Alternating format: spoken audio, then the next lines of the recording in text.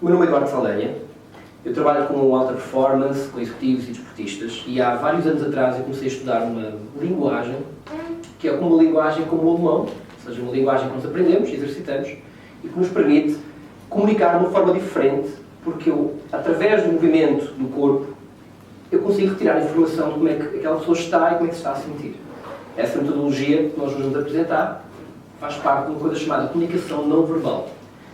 Dentro da comunicação não verbal, ou seja, dentro da comunicação como um todo, a nossa forma de comunicar, vocês já devem saber isto, mas 7% ela é derivada às palavras.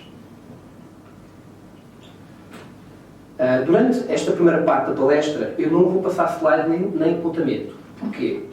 Nós evoluímos por um mecanismo de luta ou fuga. Se eu não tiver que caçar nada, eu recebo aquilo e não vou aprender nada. Eu vou para casa com umas ideias, não vou aprender nada. Então, se quiserem, venham comigo, tem mesmo que escrever e caçar. É pedagógico. No final, depois fazemos um resumo com os slides, que é mais sofisticado. Ria.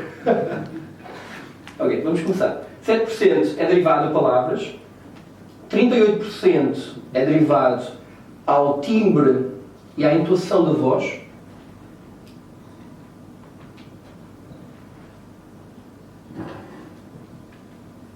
Isto é um estudo bastante antigo, eu devem ter ouvido falar isto, e os outros 55% é derivado à linguagem corporal.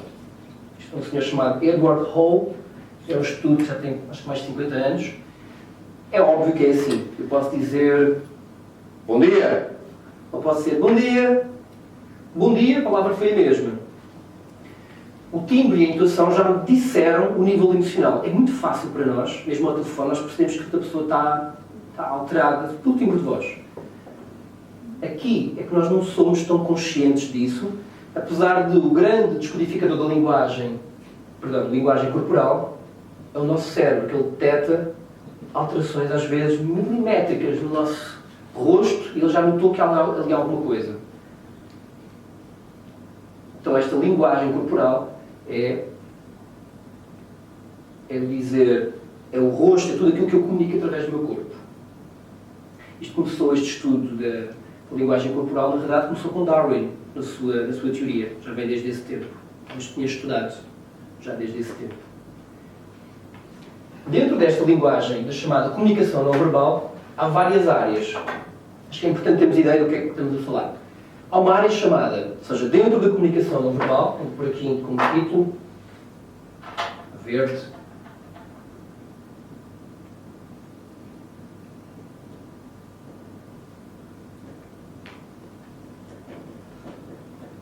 Vou fazer aqui uma parte para o pessoal lá em casa.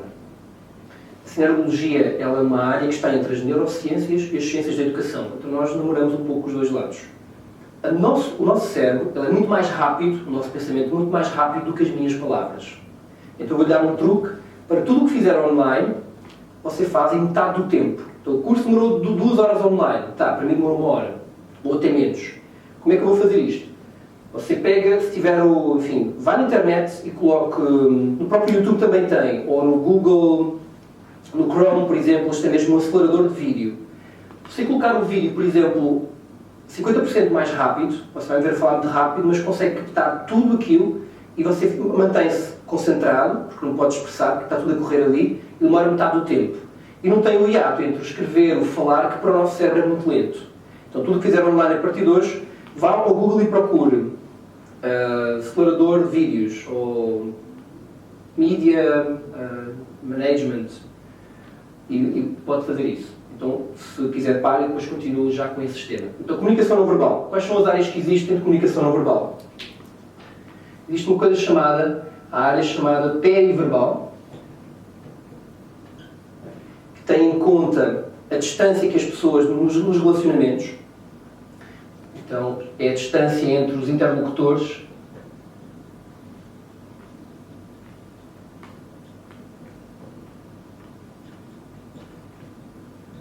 Basicamente, há uma distância que é pública, uma distância que é íntima, uma social, uma distância que é pessoal, uma distância que é íntima. Essa é uma das razões, por exemplo, estamos no elevador. Os elevadores são apertados. Aí eu estou com uma pessoa aqui ao meu lado. O que é que ambas fazem? Olham para o lado. Se tiver aqui a pessoa e eu olhar para ela, eu entro automaticamente no espaço íntimo dela. Então nós, automaticamente, nós já olhamos para o lado para respeitar esse espaço íntimo. Okay? Então o periverbal, uma coisa chamada proxémia, que faz esse estudo, foi alguém que estudou. A sinergologia vai aqui buscar um pouco de informação, mas não é muita informação. Então, um pouquinho de informação, mas o que vai buscar alguma coisa dela. Uma outra área chamada paraverbal, que está ligada aos sons, aos timbres, os sons. Uma outra área chamada infraverbal,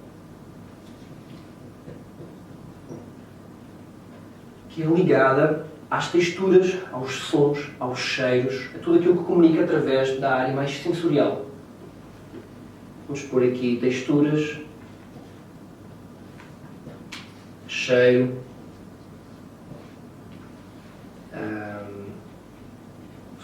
textura, cheiro, tato, por aí. Há uma outra área chamada supraverbal, são 5, que tem a ver, o pessoal da moda, sabe bem, das marcas, os estudos dos sociólogos, marcas e símbolos. Eu ter uma camisa que é Lacoste ou Hugo Boss é diferente de eu ter uma camisa, e isso comunica à minha volta. Marcas e símbolos. E o pré-verbal, que é a comunicação que se produz antes de haver uma comunicação. Ou seja, aquilo que o meu corpo produz antes mesmo de eu falar. É aqui que entra a parte forte na sinergologia. Eu vou dizer algo, mas já estou a sinalizar algo antes de o próprio dizer. Funciona por um mecanismo chamado, já devem também ter ouvido falar, porque o público, que é os neurónios espelho. Ou seja, sempre que há uma ação, é gerar um neurónio espelho que vai pelo corpo e permite gerar este pré-verbal, que é a comunicação, a linguagem corporal, ou o movimento corporal. Às vezes são micromovimentos, mas é movimento.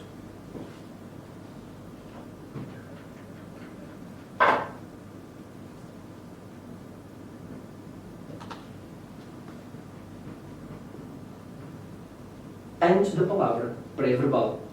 Maioritariamente, há uns detalhes que às vezes vai para depois da palavra, mas regra geral é antes da palavra.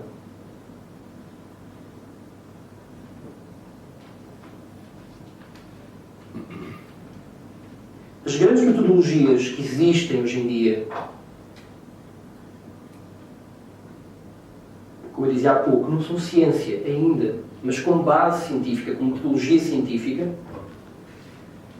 entram nesta área. No caso, Paul Ekman, vocês devem conhecer, que deu origem àquela série do Light to Me. Paul Ekman, um trabalho super sério sobre expressões do rosto. E o trabalho do Philippe Touchet, que foi quem criou a sinergologia, que também já tem um vídeo, uma série qualquer que está a passar no Canadá. Porque no Canadá e Espanha a sinergologia deu muito resultado. Tem umas histórias até caricatas no final do partido. Então é isso, nós vamos trabalhar no pré-verbal e algum bocadinho do periverbal. Esta área da sinergologia ela não atua sobre estas duas áreas, nem esta também não. Okay, vamos passar à frente.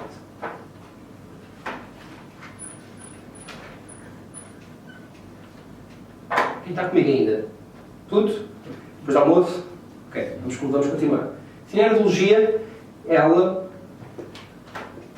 vem da raiz do latim que é san, ergo, logos.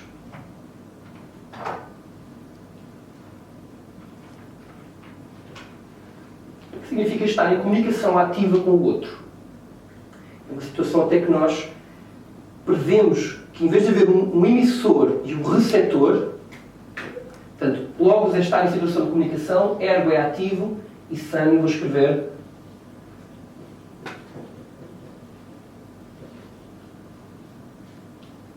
situação de comunicação.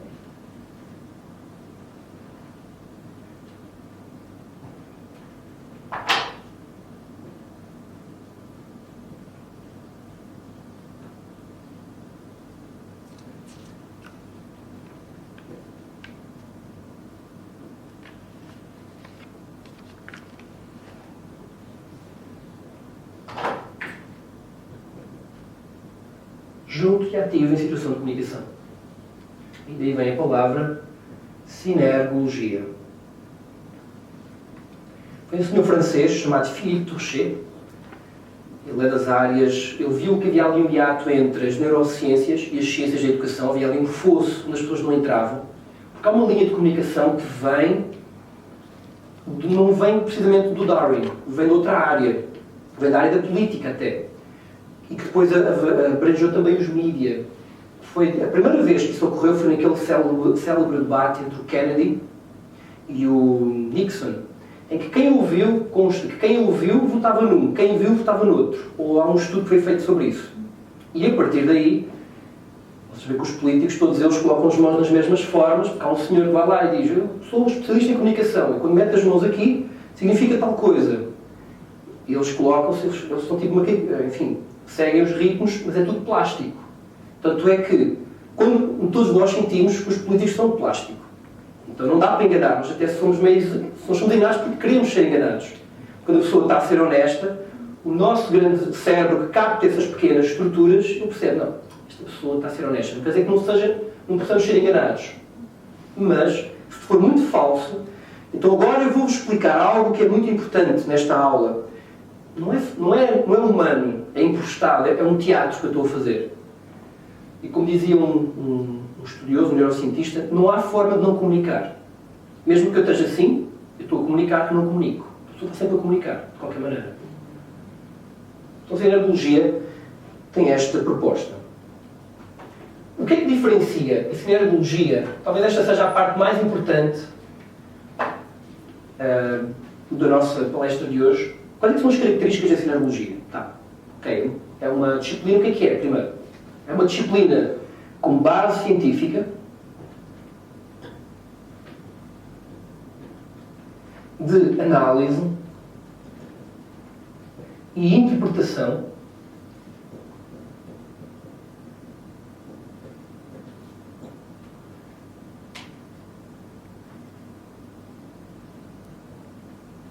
microexpressões,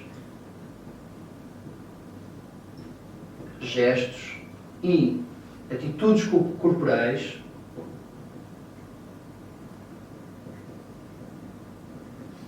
realizados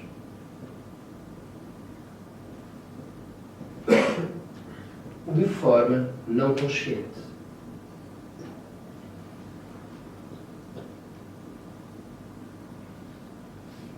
Isto significa que algumas coisas vão ser completamente inconscientes, outras vão ser semiconscientes.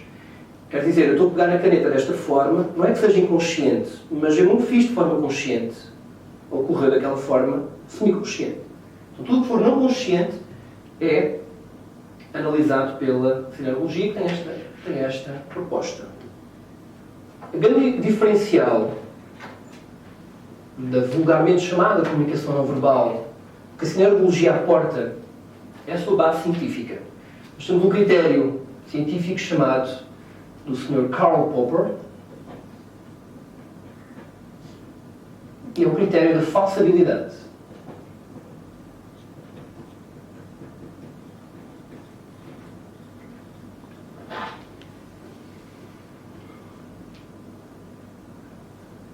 Vamos fazer assim.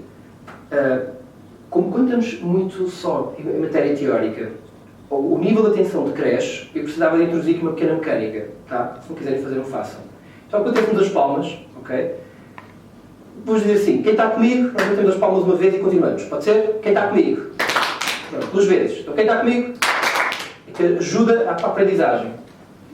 Porque aqui é o critério da falsabilidade. Funciona assim. Imaginemos que estivemos num lago e, por experiência empírica, nós observamos que temos 100.000 cisnes que são brancos. Vemos vários lagos, há uma evidência empírica de observação que há 100.000 cisnes brancos.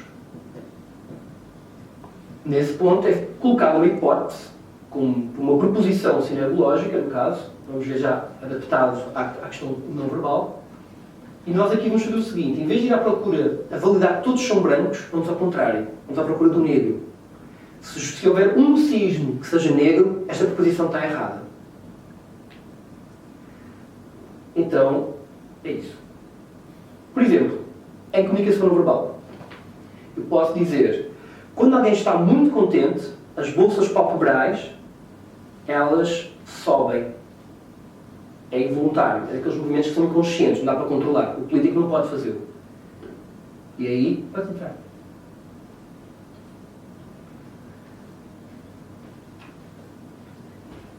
Como é que fazemos a seguir? Nós vamos procurar pessoas que estejam tristes e ver se encontramos pessoas tristes com a pálpebra, com as bolsas palpebrais, no caso, do lado esquerdo para cima.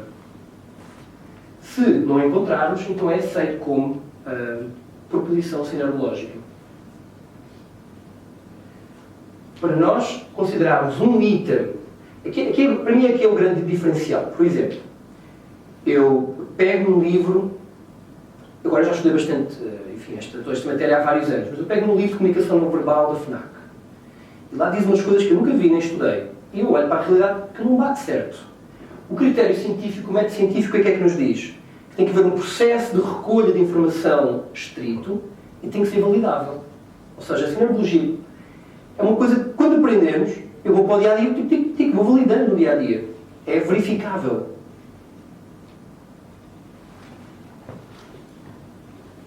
Por vezes acontecem... o que acontece aqui é, esta base científica dos vários itens, nós temos uma outra característica da sinerologia, que é uma também das mais importantes, é que tem um etiquetado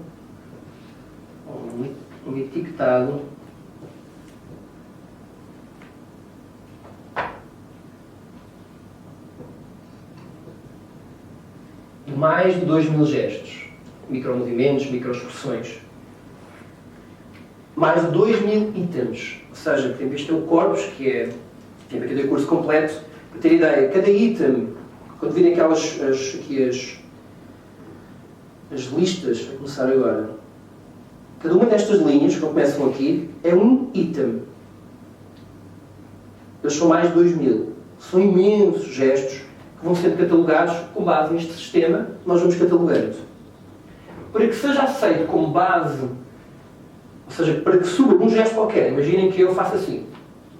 E a pessoa verifica, quando faz aquele gesto, começamos a gerar aqui um empirismo, quando há aquele gesto, ocorre aquilo.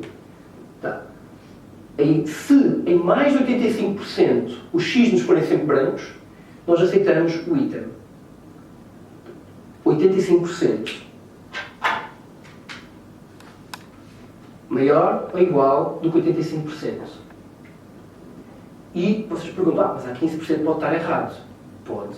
E aí vem uma coisa chamada método ASAT.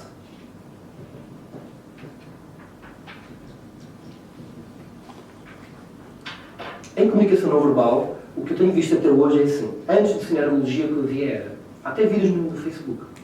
Tem um vídeo, e a pessoa faz uma coisa, ali é aquilo. Tá. Vai lá no tribunal dizer que com essa informação que ali é aquilo. Não dá. Porque é um item. Um item, o comportamento humano é tão rico em pequenas idiosincrasias, não dá por um item eu ir analisar.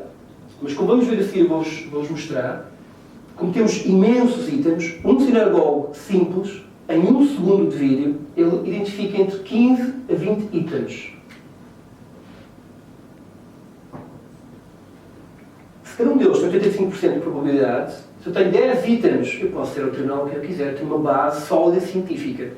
E, por exemplo, no caso que existiu agora em Madrid, de um assédio sexual, que a sinerologia entrou como prova policial, o meu professor, ele disse, foi com ele que eu aprendi, ele disse, olha, Sr. Juiz, isto não é uma ciência exata.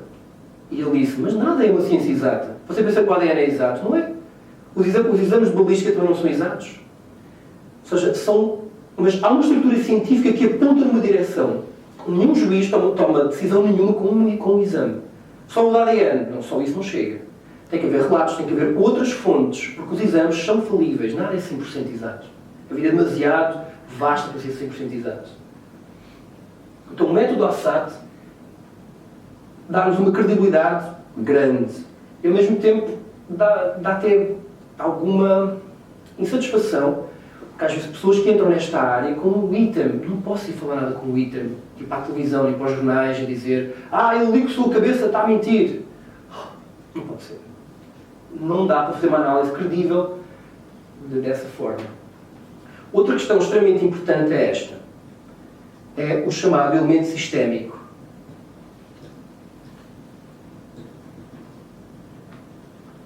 O elemento sistémico é assim. Tudo o que eu faço é passível de ser analisado. Então, por exemplo, se eu coloco a mão, olá, como estão? Tudo bem? Porquê que eu coloquei a mão assim e não assim? Ah, porque calhou. Não, não é porque calhou. Em particular, portanto, falando na mão, que eu dei agora o exemplo, as mãos são parte visível do cérebro. Então, o cérebro expressa-se pelas mãos. Vou dar um exemplo. Olá, meu nome é Eduardo Saldanha, muito bem-vindos a esta palestra. Eu gosto muito de vocês e gosto muito de estar aqui também a explicar isto e acho que vocês devem estar a estranhar porque falta ali qualquer coisa naquele rapaz. Que eu preciso me expressar, preciso pontuar aquilo que estou a pensar com as mãos. Então vai ser muito diferente. Por exemplo, se as mãos estão assim, porque a criança, quando é bebê, ele nasce, só existe ele. Aí um dia ele volta os pulsos para fora e descobre que existe outra pessoa. Quando ele volta aos pulsos, há uma dicotomia entre eu e o outro. A partir daí, se eu comunico, olha, tudo bem, eu gosto muito de ti, é diferente de dizer, tudo bem, eu gosto muito de ti. São duas características diferentes. O elemento sistémico é o quê? Por exemplo, imaginem, eu vou-vos demonstrar ali, com alguns vídeos, imaginem que este é por exemplo, um movimento qualquer. Faço assim, um movimento qualquer que faço no rosto. E este movimento, por exemplo, indicia que eu estou a abrir os sentidos, não é? Uma coisa animal, se abrir os sentidos, eu quero ver mais. Ou simplesmente ontem mordeu um mosquito. Pois, então este elemento sistémico não vale. Uma das grandes falácias também que observo é que não tem em conta o elemento sistémico. Então, às vezes, por exemplo, é muito difícil avaliar vídeos em que vão ser filmados pela televisão porque a pessoa já está tensa e tu não estamos a ver o contexto. Às vezes ele está a olhar de lado porque tem aqui um micro e tem aqui pessoas a olhar para ele. Então é sistémico, não é uma comunicação dele. Por exemplo, a pessoa começa a suar. Por exemplo, quando a pessoa está a mentir, há várias alterações no corpo. A alteração das mãos dele, se calhar, queria dizer qualquer coisa. Sim, mas pode estar calor na sala. É do calor da sala, não é num item. Quando eu baseio em um só item, esqueçam, não vale. Eu tenho que pegar e ver, tenho 10 itens disto. Pronto, aí tenho as costas quentes. Posso dar, por exemplo, um parecer, ou para mim próprio.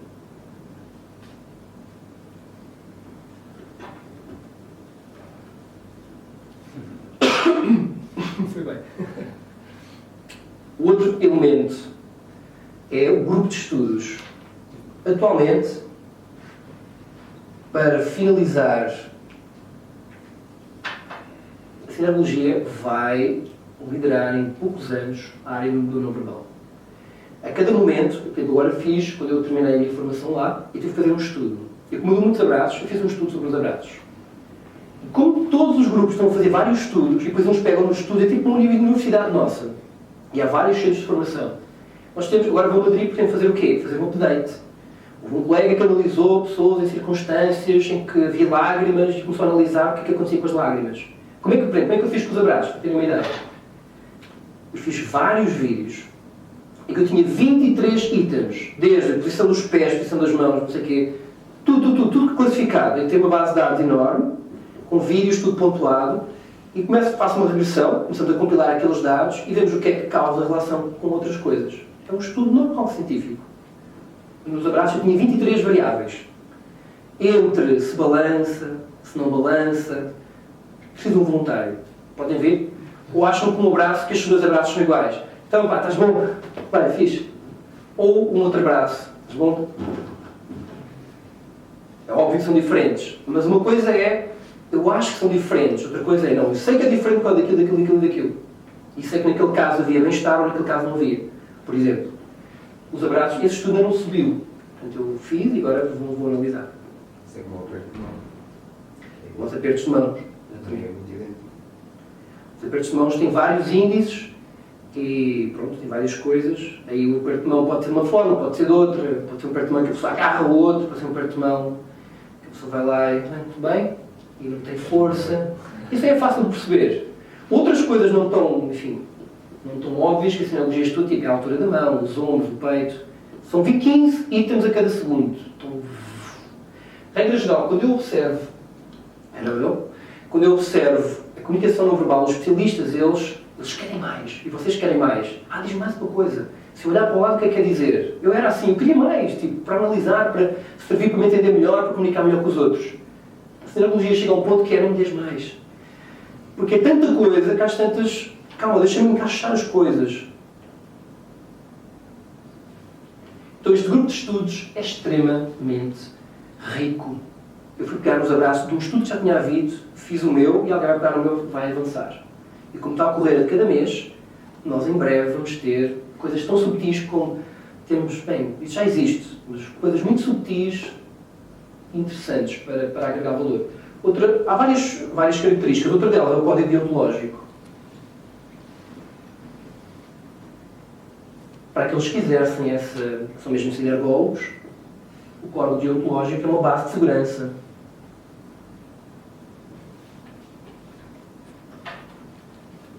Por alto, há mais características. Estas são as principais.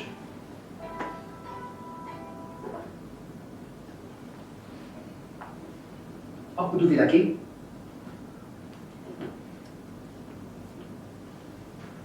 Então vamos seguir.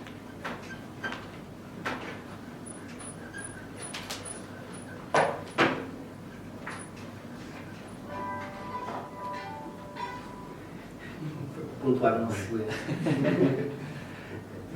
Vamos lá, para a segunda parte. Quem é que está comigo hoje aqui? Vamos lá. É porque fica diferente, vocês sentem, é diferente. O que é que eu não me esqueço de dizer? Ok. Vamos entrar um bocadinho na sinergologia. Sorry. A sinergologia tem uma análise tripla. Tem uma análise chamada estátua. É feita, digamos, de uma visão tripla. Quando eu olho para alguém, eu não olho só para ver se ele coçou não sei o que ou se mexeu. Eu olho para estas três visões em conjunção. É por isso que hoje aqui, quando eu for ensinar alguma coisa, eu vou desligar a câmera. Porque senão algum curioso vai lá e começa a aplicar aquilo tudo errado. Que é típico. O estátua é o quê? Vai revelar os nossos sentimentos. A sinergologia, eles fazem uma distinção entre sentimentos, emoções e pulsões. Sentimento é algo que já está carregado na pessoa. A pessoa já chegou, já está carregada, já traz aquilo há muito tempo, já ficou em estátua, ou seja, a estátua dele já reflete algum peso ou outras coisas. Depois tem uma outra análise que é a atitude interior.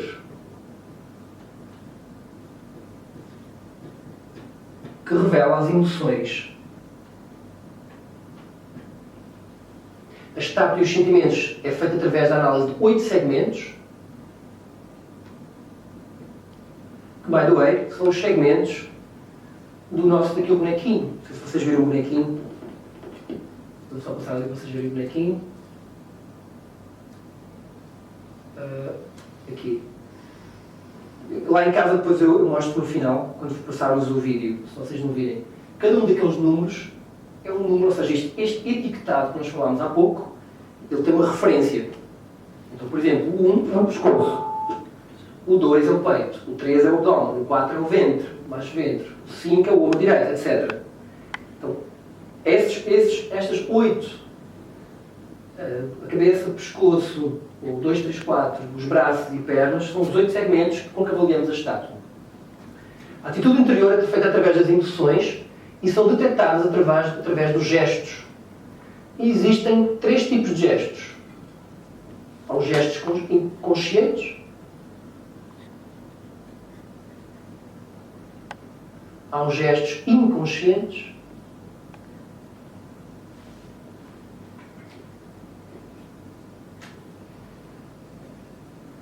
e os gestos semi-conscientes.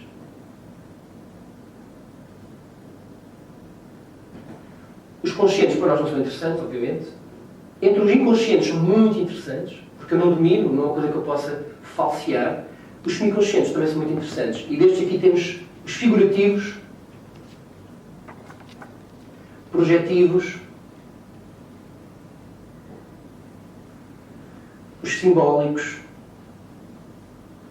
Em português, não sei se vai ficar este nome em grama. É como eu chamar em espanhol, depois faço alguma questão, depois também vemos. Os figurativos e os projetivos são muito importantes, porque permitem-me, através dos gestos, Eu saber que aquela pessoa fala e está envolvida com aquilo ou só fala por falar. Tipo, a pessoa está a falar por falar, tipo, enfim, é uma coisa figurativa. Ou ele está envolvido com aquilo. Alguém está a falar sobre o PS. Ele está envolvido com o PS ou só está a falar como um comentador de televisão. Os gestos. Estes dois não são tão importantes. Em grande é quando fazemos... Tu já pensaste com as mãos fazemos algo que... Deixa-me recordar. Alguns gestos que... E simbólicos também.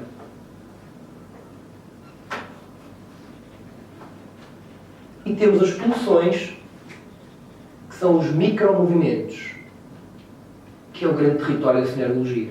Porque este acto nós mais ou menos percebemos. Acham que eu estou triste ou contente? Potencialmente, não é?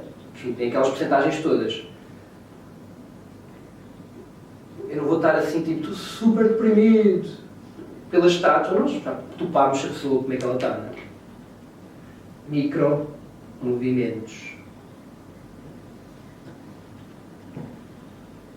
São as pulsões, e aqui são muito interessantes de analisar. Porque é como se fosse antes da própria emoção. É como se viesse lá um reptiliano, é algo mais, uma disposição. Por exemplo, estou cansado, estou num sítio que queria estar a dormir. Eu estou com sono. Porquê que eu levo as mãos aos olhos e não levo tipo às orelhas? Estou com sono. Não é essa a disposição do cérebro. Vai a um sítio que é determinar aquela área. Aquela pulsão muda o movimento, dá grande informação em termos de comunicação. E divide-se em dois grandes gestos. As micro-reações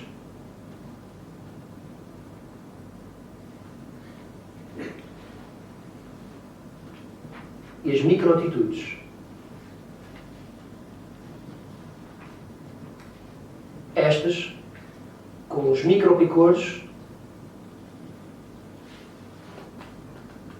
microfixações e microcarícias. Alguns amigos fariam piada. Ou seja, micropicor é quando acontece algo e eu faço, por exemplo, assim. Vou mostrar alguns vídeos. Eu vou e faço assim. Mas eu não tenho nada no nariz. Mas podia ter mordido? Podia. Mas vocês vão perceber que não... Na maior parte das vezes não mordeu nenhum mosquito na noite antes. Tem a ver com a própria comunicação. Micropicor é quando eu me coço, faço. Microfixação é quando eu suporto. Está a Carolina lá atrás. Ou seja, eu suporto. Pois é. Ou carícia. Ok. Eu toco-me com doçura. É uma microcarícia. Micro-reações também são muito interessantes. Toda esta área dos micromovimentos tem uma grande qualidade de informação.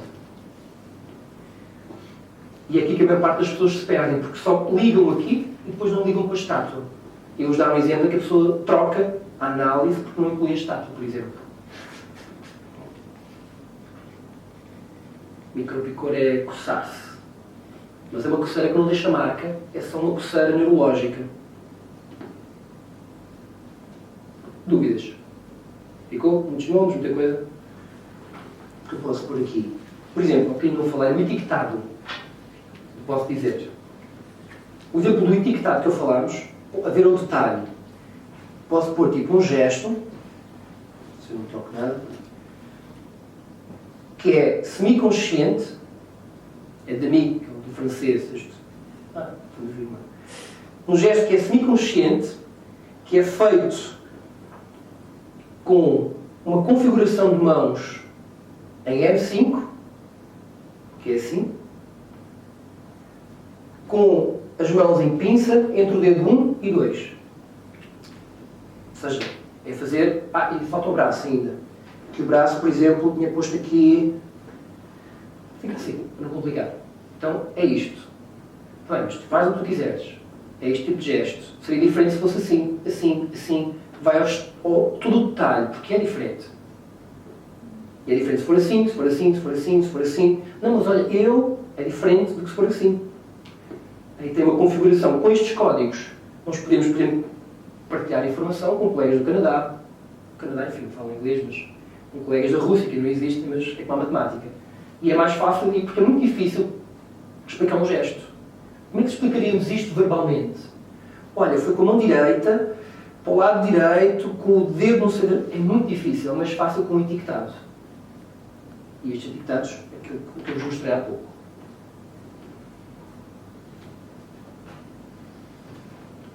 Pronto.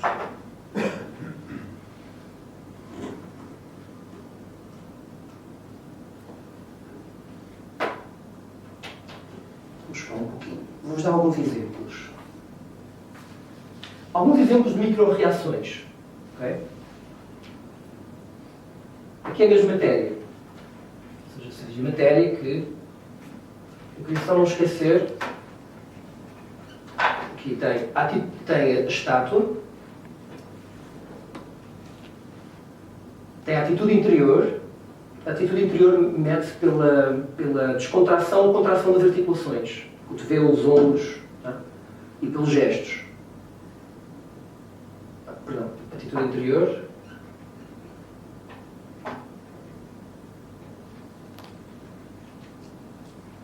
E micromovimento.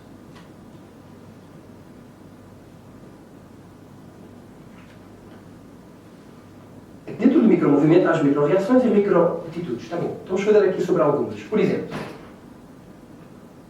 isto é o rosto, que é o segmento 0. Que é o tal S0. Aqui tem o pescoço, que é o segmento 1. O pescoço ele impacta muito na nossa forma de comunicar. Então, se eu estiver assim, eu quero comunicar a uma proximidade. E este pescoço pode analisar, é uma das coisas mais importantes, na realidade, pode analisar a movimentação da cabeça em 3 eixos principais. São eles um eixo que nós chamamos sagital, um eixo que nós chamamos lateral. O sagital movimenta a cabeça para cima e para baixo. Ou seja, aqui ou aqui. O lateral movimenta a cabeça para os lados, já aqui ou aqui. Nós estamos a falar, tipo, pois é. Por exemplo, agora o teu sagital não era passível de analisar. Porquê? Porque estás a tentar ver melhor para um lado. Então é sistémico, não vale nada. Então o lateral é, por exemplo, assim. Olá, tudo bem? Como tu estás? Estou aqui. Isto é um lateral. Este é um sagital. E tem um chamado rotativo. São os mais importantes. Posso ter para um lado e posso ter para o outro. Basicamente eu posso estar mais aqui, posso estar mais aqui. Por exemplo, o sagital. Vocês ajudem. O que é que acham que o sagital nos diz? Agora para vos explicar um pouco. O que é que acham vocês aí? É o trono. O sagital dá-nos a relação de autoridade.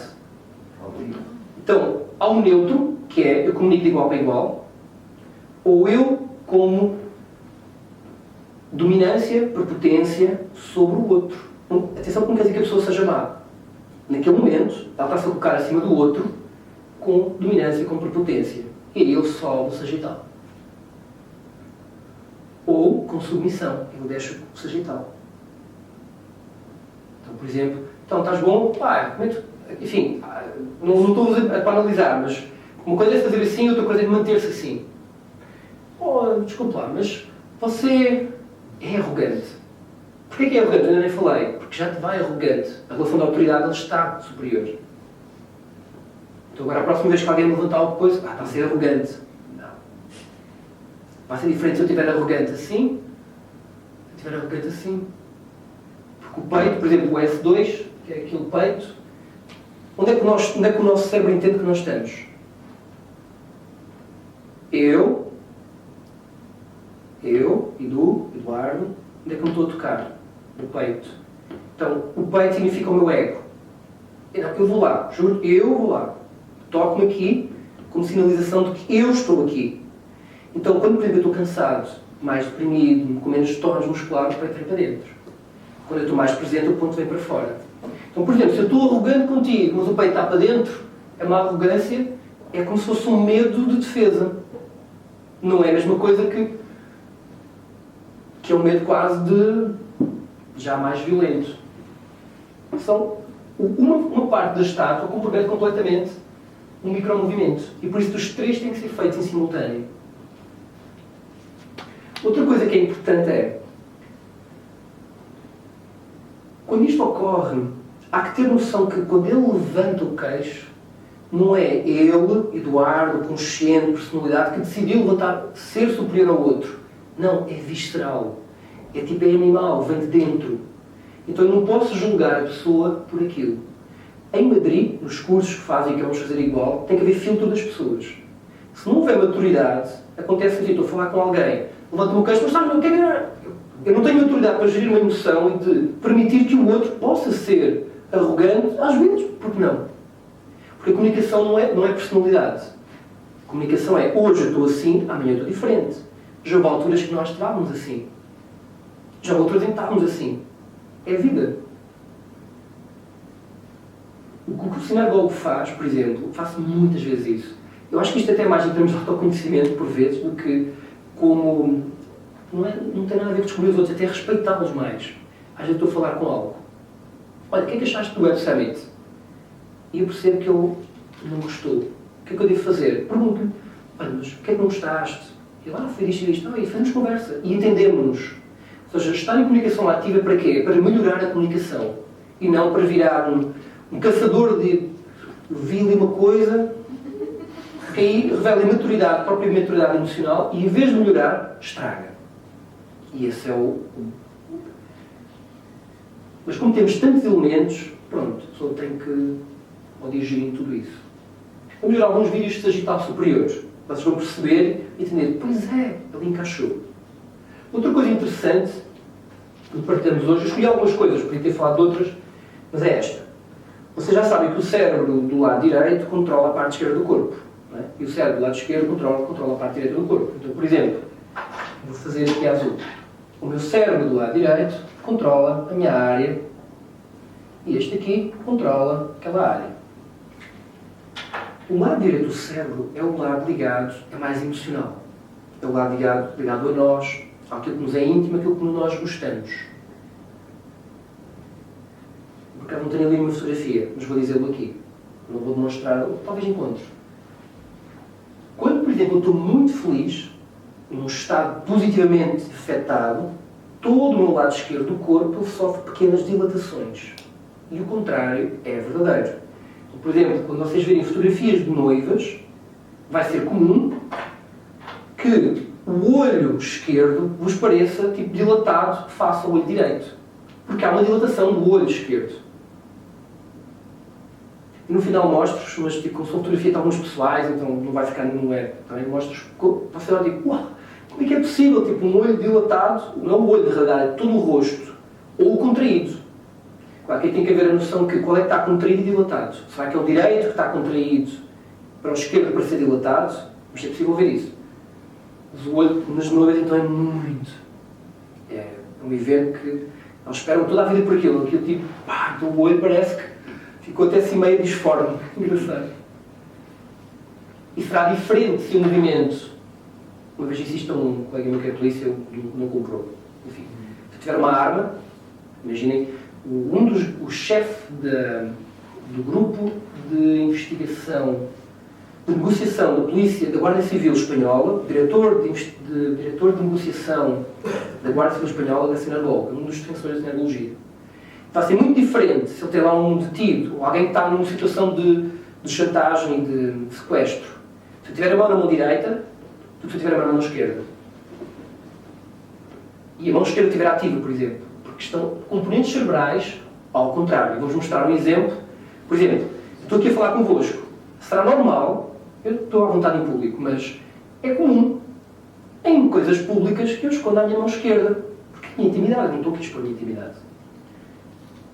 É muito comum, a pessoa, tipo, até no bolso mesmo, esconde, porque não é para mostrar. É mau? Não é mau. Mas há como se o cérebro esquerdo se escondesse com a mão. Quer dizer mal? Não. Só quer dizer que a pessoa não quer expor a sua intimidade. Portanto, está no seu direito. Mas eu tenho essa informação. E claro que se eu, por exemplo, agora imaginemos, estamos a treinar, às vezes há cursos em que se aprende como comunicar em público. Eles vão dizer, não, quando tu andares, tu vais andar para um lado e não podes parar a meio, porque significa que não tens confiança. Então ele vai ter um ponto e depois vai para outro ponto, sempre tipo. Isso é um tipo de comunicação que é controlada. Se é controlada, não é humana, não chega à pessoa. Vocês ver as pessoas mais empáticas, as pessoas que eu vou com aquela pessoa. Esse aí ele comunica e deixa-se andar. É espontâneo. Nós temos grandes comunicadores, só temos de ser espontâneos. Então, por exemplo, se eu estou com alguém e que ele esconde a mão, diz, olha, para melhorar a tua comunicação, não lhe vou dizer tira a mão para a frente. Porque ele tira a mão e vai contra a outra parte. Porque é uma coisa mecânica. O que eu tenho que fazer? Tenho que dizer, olha, tenta em ti próprio partilha. Não tens que dizer nada do que seja teu íntimo, mas também não tens que esconder. E é uma decisão interna, depois o corpo vai decidir como é que vai comunicar. Então a sinergologia não é comportamentalista. Não há tipo, controle do movimento para... Fica plástico. Não dá, não funciona. E se vocês veem os grandes comunicadores, todos comunicam... Pá.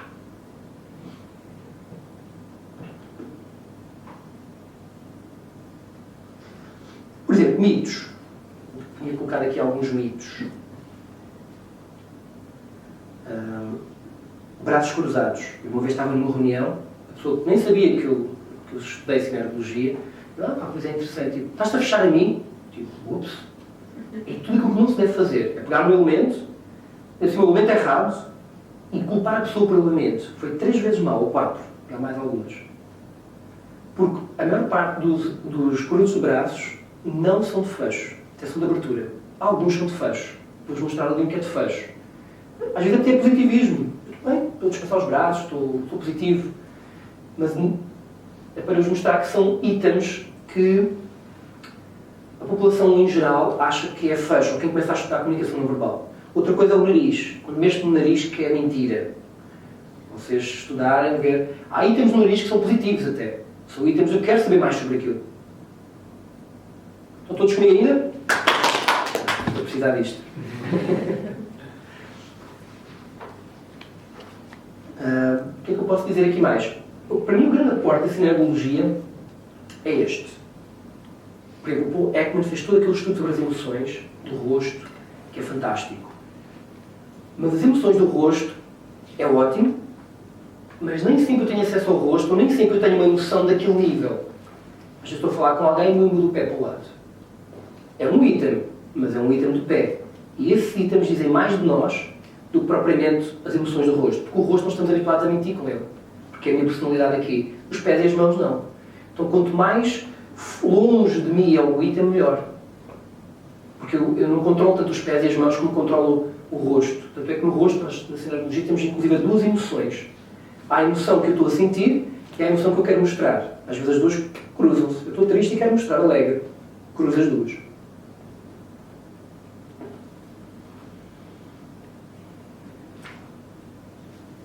Podemos falar mais aqui. Há alguma dúvida? E os canhotos? É igual. O que não é igual, em termos de gestos, é os árabes. O canhoto é igual, porque ele aprende a escrever da esquerda para a direita, mesmo como a esquerda. Os cérebros... Há pessoas... Enfim, agora vamos entrar há muitas coisas. Há pessoas que têm os cérebros invertidos. Existe. Essa porcentagem de pessoas vai comunicar tudo ao contrário. Poucas, mas existem. E quem comunica ao contrário em termos de gestos são os árabes. É aqui quando vemos 2 vídeos. Porque eles aprenderam a escrever da direita para a esquerda. Então a comunicação, eles vão dizer sempre antes e depois, e nós vamos ao contrário, vamos dizer antes e depois. A linha do tempo passa aqui à nossa frente. Entre o antes e o depois. E nunca ao contrário. Nós escrevemos antes aqui e depois aqui. É tudo uma coisa muito básico. Nós somos de macaquinhos. Está tudo ligado aqui. O que aprendemos aqui nós exportamos em termos de cultura para... Por exemplo, quando nós estamos no útero materno, nós sentimos o toque da mãe na placenta e está-nos um conforto. Muitas vezes eu estou a falar algo, estou cansado, ou preciso um pouco de apoio. O que é que eu faço? Estou aqui a falar convosco. Eu encosto um pouco. Pois é, não, tem razão. É um apoio que eu estou a ter. É até emocional, sim. Que estou a receber um apoio ali, que vem do tempo que eu estava lá no útero materno. E são coisas simples, mas que nós reproduzimos no dia-a-dia. Mas na parte falou daquele exemplo daquele tirar na mão direita ou na mão esquerda. Lá está. Há pessoas que isso é como cortar com a faca ou com a tesoura. Há pessoas que cortam com a faca com a esquerda e cortam com a tesoura com a direita. Há pessoas que lá está nessa de pegar na água. Mas cortam sempre com a mão esquerda e cortam sempre com a mão direita, ou é, depende das vezes do que é que está a fazer? Qual é a mão que eu tenho no telemóvel? E vou dar um exemplo. Sim. Eu com a faca só corto com a esquerda. Aí é cultural. Só corto com a direita. Aí é um elemento sistémico. Não vale. Por exemplo, eu tenho esta mão ocupada, tenho com a mão direita o telemóvel. É diferente de ter com as duas mãos livres e disponíveis e tenho com a esquerda ou com a direita. Mas é um item, vale o que vale. Um item para nós não vale nada, mas é um item que eu valorizo. Junto com os outros eu tenho um mapa. E depois assim, fico na dúvida, pergunto. No caso da mão esquerda, enfim, no caso de haver um... Às vezes eles trocam de arma, trocam de coisas, há vários vídeos. Normalmente há uma tendência. Há pessoas que, por cultura, aprendeu completamente diferente, então aí interfere um pouco. Mas se a estrutura cerebral, basicamente é a mesma para todos.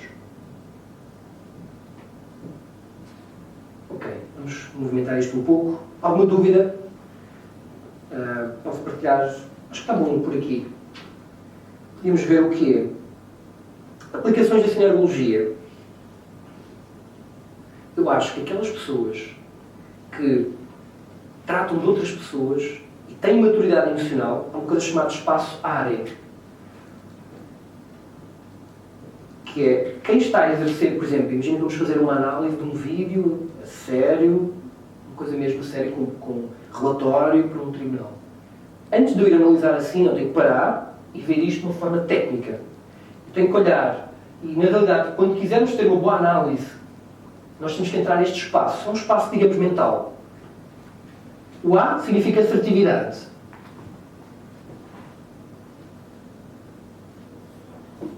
O R, reflexivo.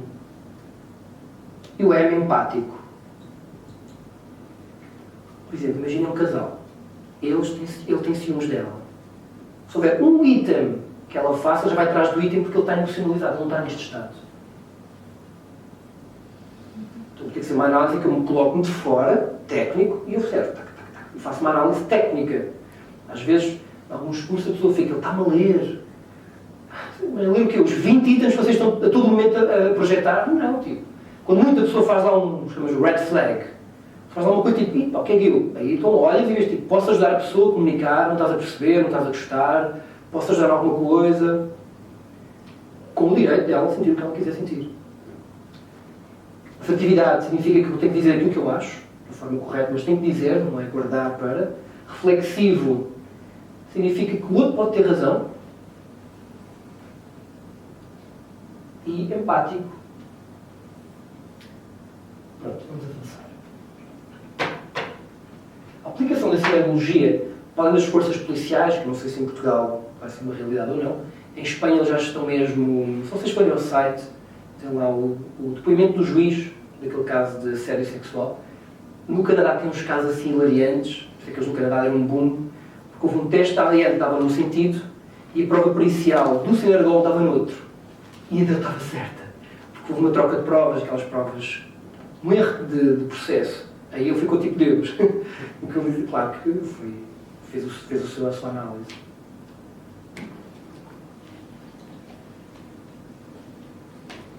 Pronto, agora sim os slides. Quem quis apontar, primeiro do...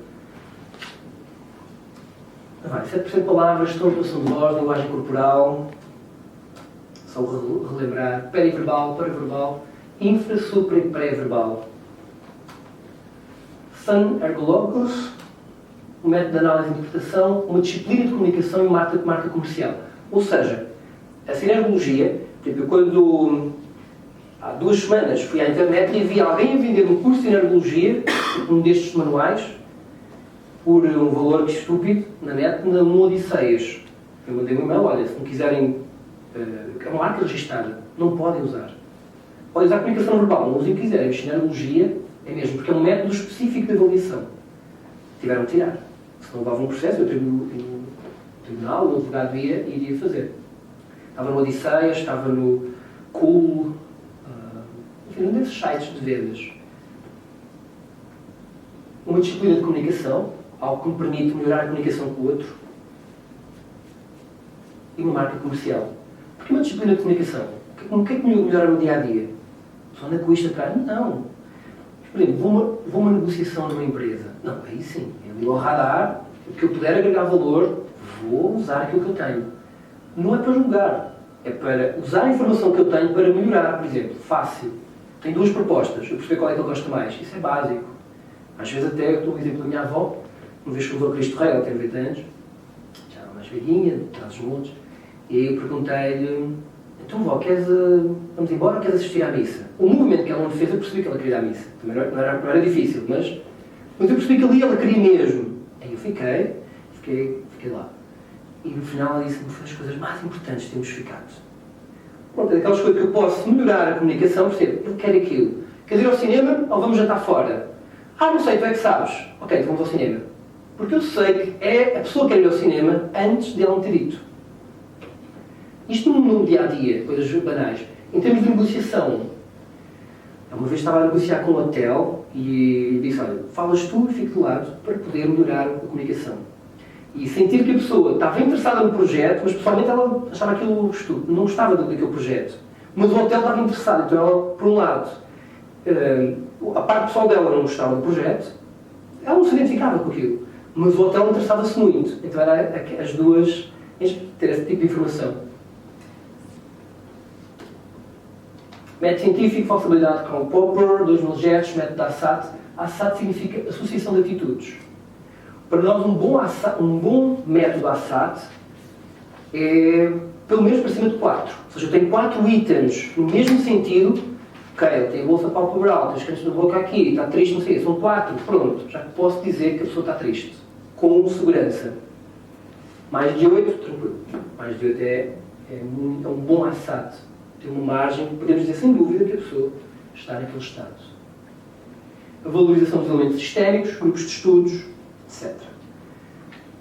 Ninguém perguntou sobre o método científico, mas é um método científico normal, é usar um método científico. Tem uma observação sistémica, por exemplo, nos abraços, eu sabia que um abraço apertado e não sei o que é um abraço emocionalmente forte. Tá, então um dos itens foi o nível de contacto. Mas aí tem mais 20 itens.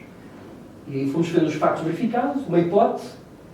No caso foi a hipótese, chamei-lhe hipoteticamente o braço perfeito, para o braço que teria tudo. Tem a teoria, depois tem as implicações, os experimentos, os novos factos, enfim, tudo isso. Que é uma definição do que é ciência. 8 gestos, pulsões, micro-reações, micro-carícias, estátua.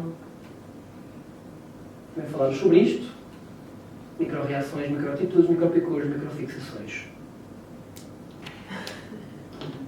Então, rewind aqui. Por exemplo, estes são todos os pontos que eu posso tocar no rosto. Quando nós temos falta de pontos, toma aí. Nunca os contamos são bastantes.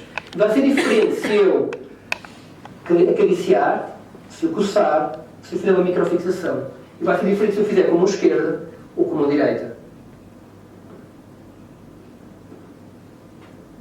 Depois tem pela parte da frente do corpo, pela parte de trás, pelas articulações, tem vários. Eu não especifiquei. Pronto. E agora sim, terminamos o nosso webinário. Espera, antes disso, falta uma coisa. Modo de detecção da mentira. Ao contrário do que o senso comum nos diz, nós, o ser humano, é extremamente incapaz de detectar mentira. Toda a gente acha que não. Eu vou lá e eu detecto. Tá, então faça como nós. Peça a alguém para gravar um vídeo, seja verdade ou mentira. Não, 5 vídeos. Uns verdade, uns mentira. Vai lá e tenta adivinhar. Não vai dar certo. Vai ficar pelos 50-50 nas melhores formas. Até hoje, a melhor detecção de mentira tem sido por alguns psicólogos que, ao acompanharem tanta gente, eles começam a ter um certo detalhe para aquilo. Hoje em dia, o nosso nível de detecção está em 85%. E com tendências a aumentar. Alguns colegas do Filipe Torcher já passam aos 90%. Ele, a pessoa em si, que criou a metodologia. O vídeo de mentira que nós fazemos, por exemplo, o teste final, são 20 vídeos, de 1 minuto e tal, todas que têm verdadeiro ou falso, não é nada. Tens que acertar pelo menos em 14, ou seja, mais de 70%. A mentira não é tão interessante como parece. Isto é importante. Porquê que eu falei da mentira? Porque a mentira é interessante para quem está em tribunal. Até porque o que é mentira? Se entrarmos por aí... Uma coisa é, por exemplo, eu exagerar numa coisa, não é bem assim, é um bocadinho menos, mas eu exagerei. É mentira? Será que um exagero é uma mentira? Ou um eufemismo é uma mentira? Mentira mesmo, do género, ok, esta história é errada, no dia-a-dia não é tão útil. No dia-a-dia o que nos importa é melhorar a comunicação, tipo orientar. Isto é mais para as áreas, forças policiais, etc. Até porque não é possível Eu dizer assim, isto é verdade ou mentira para ti? E tu dizeres uma resposta e eu com esse item avaliar se é verdade ou mentira. Era muito pobre. Por exemplo, podes ligar-nos outra vez? Vamos fazer aqui uma... Por exemplo, como é que vocês acham que existe um não que é falso e um não que é verdadeiro? Eu posso dizer que não, e é um não que é falso, e é um não que é verdadeiro. Então, quando eu digo que não, se o não começa com o meu lado direito do cérebro ativo, ou seja, eu reprovo aquela circunstância, é um não verdadeiro. Se a pessoa que falou para mim, eu digo que não, mas o meu corpo não rejeitou aquela ideia, então é um não falso. Tá. E quem é que vai fazer isto com um item? Um item não vale. Até porque às vezes, eu fiz para onde? Mesmo às vezes com fotograma, é milimétrico. É muito pouco. Às vezes quando chegamos ao assassino eu faço isso, fico a olhar. Mas é item, vale o que vale. Tá? É aquele jogo de assassino ladrão, escolha, etc. Mas é só um item. Mas é um item válido. Existe um não verdadeiro e um não falso. O não falso é aquele que eu, de facto, rejeito a hipótese. Fizeste aquilo? Não. Gostas de política? Não. Gostas de política? Não. Aí é falso. Ou social. Há um outro não social, não vale a pena entrar aqui. Mas só para demonstrar como os cérebros, ou seja, as áreas cerebrais, eles depois interferem no movimento. Mas é um item. Então, detecção de mentira, assim, é verdade ou mentira? Não é uma coisa estruturada para ser forte. Eu tenho um indício, posso observar, foi não falso. Volto a fazer outra pergunta, vejo como é que ele reage. Pode acontecer, mas não é tão interessante para o dia-a-dia. Apesar de ter um pouco... está mentira. É giro. Tu vês um colega teu, filmei um vídeo. Eu estava a filmar com quem? Com a minha irmã. Aí ela começava a filmar, vai, mentira, passa outro. Que é fácil, tipo, às tantas tu já... E não tem nada a ver com estes itens. A mentira é outro esquema, é diferente. Mas menos interessante para o nosso dia-a-dia. Aqui tem que se tentar a gravar, é diferente. Pronto, então agora sim continuamos pela terceira vez. Até à próxima.